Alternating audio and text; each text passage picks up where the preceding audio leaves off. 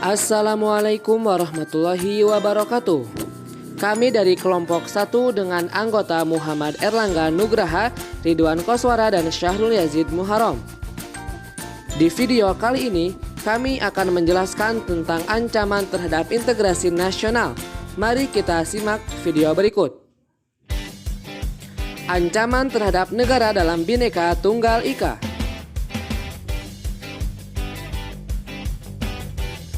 Indonesia diapit oleh dua benua, yaitu benua Australia dan benua Asia, serta berada di antara dua samudra, yaitu Samudra Pasifik dan Samudra Hindia. Dengan demikian, posisi silang Indonesia merupakan sebuah potensi sekaligus ancaman bagi integrasi nasional bangsa Indonesia. Apa aja sih jenis-jenis ancaman nasional itu? Mari kita simak video berikut. Ancaman militer adalah ancaman yang menggunakan kekuatan bersenjata yang terorganisasi yang dinilai mempunyai kemampuan yang membahayakan kedaulatan negara, keutuhan wilayah negara, dan keselamatan segenap bangsa. Lantas, apa saja bentuk-bentuk ancaman militer? Yang pertama yaitu agresi.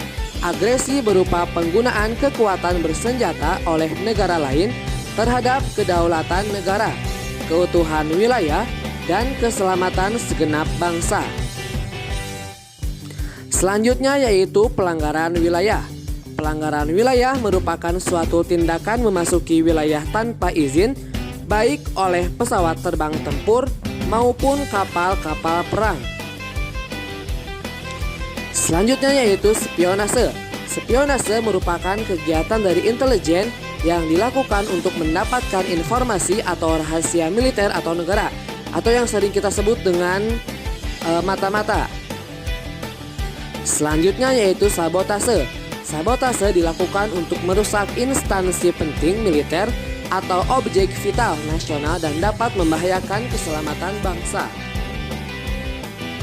Poin selanjutnya yaitu aksi teror bersenjata. Dilakukan oleh jaringan terorisme internasional yang bekerja sama dengan terorisme dalam negeri ataupun luar negeri yang berskalasi tinggi sehingga membahayakan kedaulatan negara, keutuhan wilayah negara, dan keselamatan segenap bangsa. Poin terakhir yaitu perang saudara. Perang saudara terjadi antar kelompok masyarakat bersenjata dalam satu wilayah yang sama. Itulah penjelasan tentang macam-macam ancaman terhadap integrasi nasional. Selanjutnya kami akan menjelaskan tentang jenis-jenis pertahanan.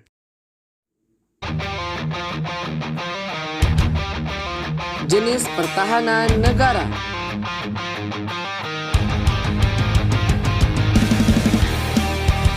A. Pertahanan militer. Bertugas sebagai kekuatan bersenjata yang ditampilkan melalui SDM dan alutsista yang dipersiapkan untuk menghadapi setiap ancaman militer yang sewaktu-waktu timbul secara mendadak. B. Pertahanan non-militer. Merupakan kekuatan pertahanan negara yang dibangun untuk mencapai kesejahteraan nasional dan dipersiapkan untuk menghadapi ancaman non-militer atau yang sering kita sebut dengan relawan nasional, yang berfungsi untuk keselamatan umum yang mencakup penanganan bencana alam dan lain sebagainya. Pertahanan negara Indonesia diatur dalam Undang-Undang Nomor 3 Tahun 2002 yang ditindaklanjuti oleh Peraturan Presiden Nomor 7 Tahun 2008 tentang kebijakan umum yang berisi landasan pertahanan negara sebagai berikut. A. Kepentingan nasional Indonesia sebagaimana yang tertera dalam UUD 945. B. Keamanan nasional Indonesia, yakni merupakan wadah NKRI yang berusaha untuk menjaga, memelihara rasa aman dan damai bangsa Indonesia. C. Sistem pertahanan dan keamanan rakyat semesta atau sisahan Kamrata. Itu adalah doktrin sekaligus strategi pertahanan negara yang menggunakan kekuatan dan kemampuan komponen militer dan non-militer secara menyeluruh. D. Geopolitik dan geostrategi Indonesia. Keadaan geografis Indonesia yang berbentuk negara kepulauan beserta masyarakatnya yang sangat beragam merupakan faktor-faktor yang sangat mempengaruhi dinamika politik, ekonomi, dan keamanan nasional. Menyadari akan hal itu, maka Indonesia menyusun dan mengembangkan pandangan geopolitik kawasan Nusantara dan implementasinya berupa geostrategi ketahanan nasional. Strategi negara dalam mengatasi ancaman.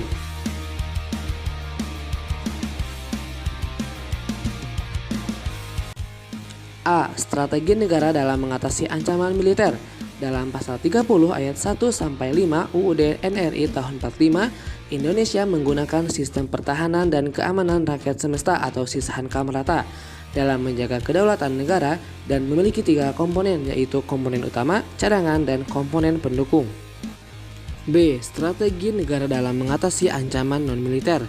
1. Strategi dalam menghadapi ancaman di bidang ideologi, yaitu ancaman yang dinilai mampu membahayakan dasar falsafah negara atau Pancasila. 2. Strategi dalam mengatasi ancaman di bidang politik, yaitu A.